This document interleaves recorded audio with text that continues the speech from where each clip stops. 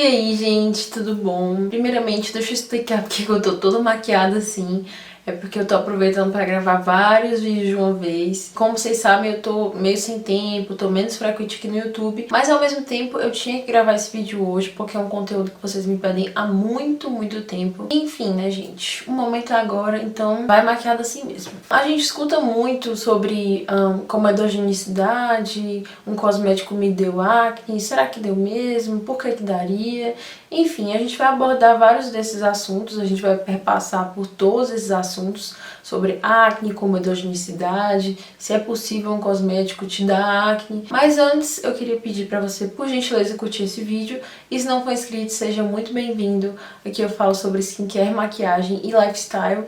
E se você se identifica com esses assuntos, aproveita para se inscrever também. Bom, gente, não tem como não começar a falar sobre esse assunto dizendo aquela velha máxima que eu sempre repito lá no Instagram, aqui também. Enfim, a acne é multifatorial. Tem muita gente que fala, minha acne é hormonal, minha acne é isso, minha acne é aquilo. Atualmente o que se sabe é que a acne é multifatorial, ou seja, tem várias coisas que influenciam ao mesmo tempo para o surgimento de um quadro de acne, para a deflagração de um quadro de acne. Quais são esses fatores? Genética, hormônios, hábitos de vida, talvez alguma coisa que você está usando na sua pele, a microbiota da sua pele também, uso de máscara, que é a tal masking. Depois quero falar melhor sobre isso com vocês também. Tem muitas coisas que podem influenciar. Sabendo disso, que a acne é multifatorial, independentemente de quem seja, ou quando seja, ou como seja, a gente já não pode ser tão incisivo ao afirmar isso me deu acne. A gente já tem que pôr isso em questão, porque a gente tem que pensar assim, bom, se fosse assim, se esse cosmético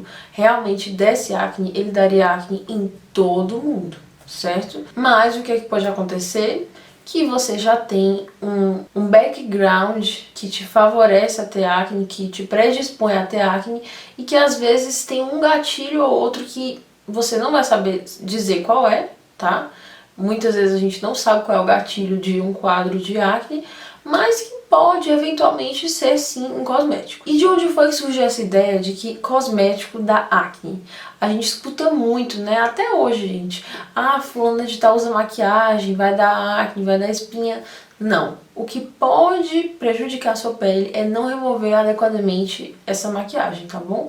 Mas isso não significa que maquiagem necessariamente dá espinha, dá acne. Tem muita gente que usa todos os dias e não tem problema com isso. Às vezes a pessoa tem já um quadro exuberante de acne ou então uma predisposição e ela usa coincidentemente maquiagem, ela fica associando, tá? Outra frase muito importante, decorem essa frase pra vida. Correlação não implica causalidade. Dois eventos ao mesmo tempo não implicam que eles têm uma relação de causa e efeito, tá? Geralmente, nosso cérebro ele tende a fazer esses atalhos. Se acontece uma coisa ao mesmo tempo, a gente pensa, isso causou isso, ou vice-versa, enfim. Eles podem estar correlacionados, às vezes, pelo mero acaso, por mais improvável que isso pareça, probabilisticamente, sempre existe o acaso. Então, mais uma coisa importante a se dizer, não só sobre esse assunto, mas sobre ciência. Quando a gente fala em acne cosmética, a gente remete a quem cunhou esse termo, a quem estudou esse tipo de acne na época. Albert Kligman, que foi um dos pais da dermatologia, ele estudou essa correlação entre mulheres adultas e cosméticos. As pessoas achavam que os cosméticos eram os causadores de espinhas nas mulheres adultas. Só que hoje a gente sabe que essa é caracterizada por ser acne da mulher adulta. Tem até essa denominação, mas também é multifatorial, tem todos os componentes de um acne normal, só que ela foi delimitada como acne da mulher adulta porque é em mulheres depois dos 25 anos. Então, gente, isso aconteceu mais ou menos na década de 70. E o que é que Kligman fez? Kligman fez um estudo muito conhecido que foi na orelha de um coelho, que é o Ear Rabbit Model. Ele ficou testando várias e várias substâncias na orelha de um coelho, certo?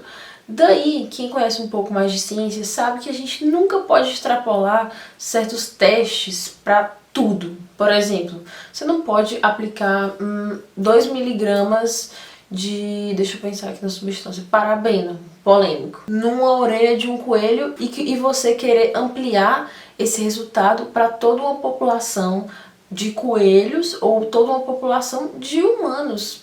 Extrapolar, sabe? Você não pode extrapolar isso nesse sentido. Claro que esse teste vai ter alguma relevância, mas para que a gente chegue mais perto de evidências robustas, de evidências com menos vieses, a gente tem que deixar a situação muito mais fidedigna, muito mais fiel ao que acontece na vida real. Ele pegou várias substâncias e criou uma tabela que é a tabela de comedogenicidade.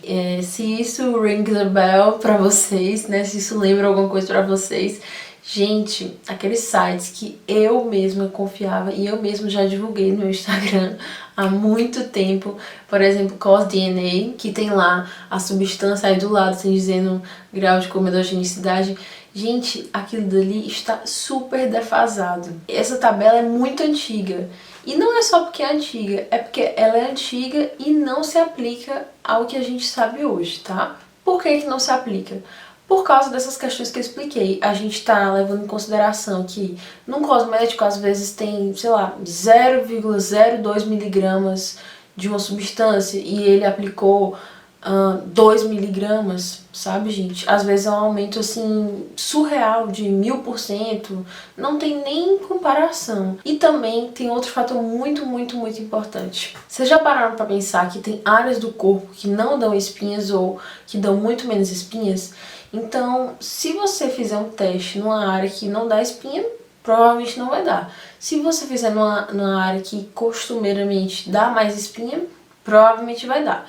Então, mais uma coisa, concentração da substância e local de aplicação. Tem que ser mais fiel, tem que ser mais fidedigno para a gente ter resultados mais reais. Esses testes de comedogenicidade, gente, eles realmente existem, certo? Normalmente eles são feitos nas costas, por exemplo, que são realmente regiões que são mais propensas a ter espinhas em muitos indivíduos. Mas por que é tão dificilmente aplicável? Por causa dessas duas coisas que eu falei para vocês, certo? E também, além da concentração, do local de aplicação, o tempo de exposição, vamos supor, você usar todos os dias influencia mais. Ou você usar uma vez por semana, uma vez por mês, entende?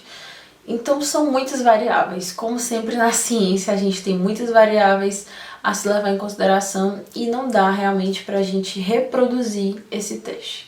Para a ciência, a gente tem que ter reprodutibilidade, ou seja, a gente tem que conseguir reproduzir todas aquelas condições do teste, do estudo, para que a gente possa falseá-la e elaborar novas hipóteses, chegando cada vez mais perto de evidências mais confiáveis. Porque, como a gente sabe, não existem verdades absolutas na ciência, a gente está sempre falseando aquela verdade, aquela hipótese, até chegar mais perto de um conhecimento mais verdadeiro.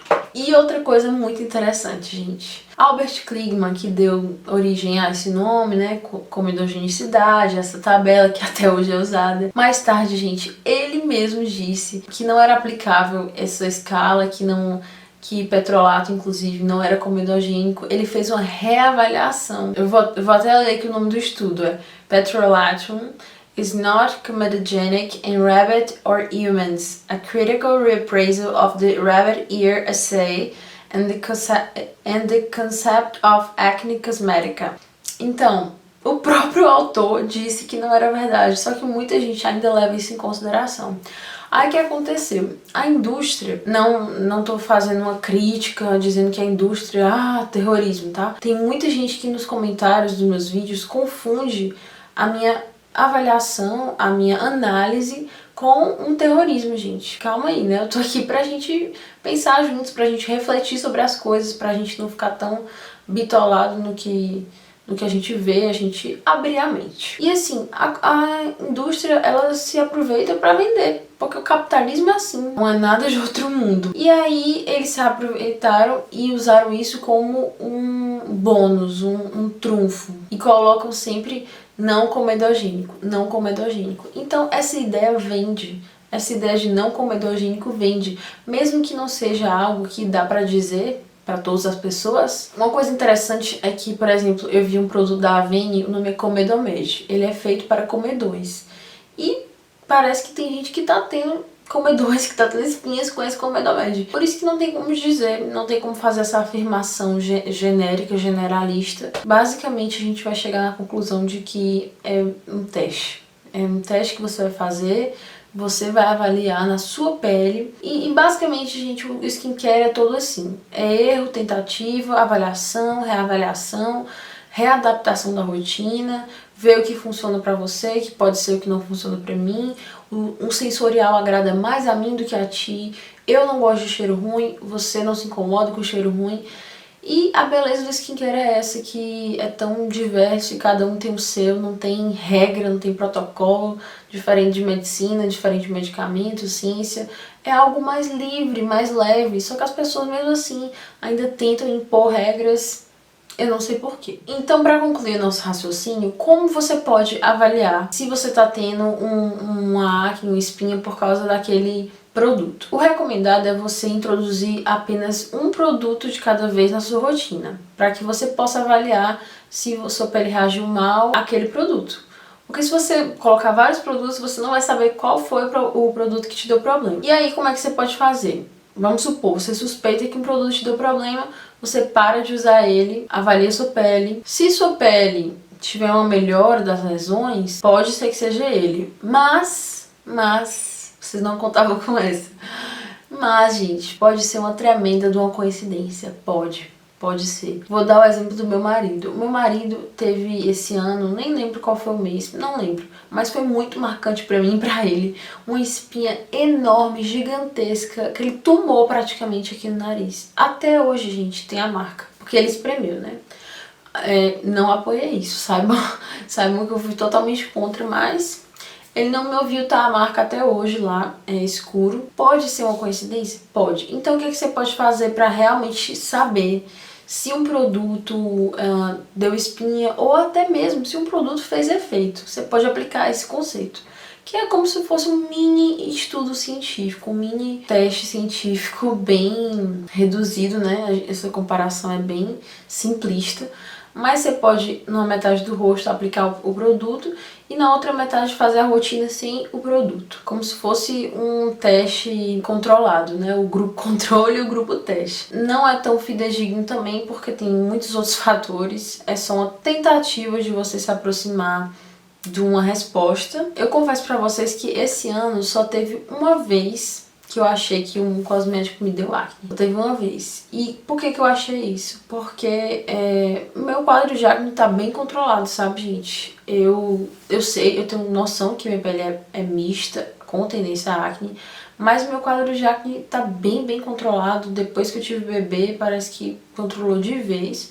Só que também pode ter acontecido alguma mudança na microbiota, hormonal, várias coisas. Algum tipo de irritação à minha pele. E aí, esse final de ano, eu tive algumas espinhas, ainda estão aqui, não sei se vocês vão conseguir ver. Eu acho que pode ter sido uma vitamina C que eu usei, mas eu prefiro não dizer por quê. Porque eu acho tão complicado você fazer uma afirmação dessa. Quantas vezes uma pessoa não diz assim, esse produto me dá espinha, certeza absoluta, e você já ficou com o pé atrás?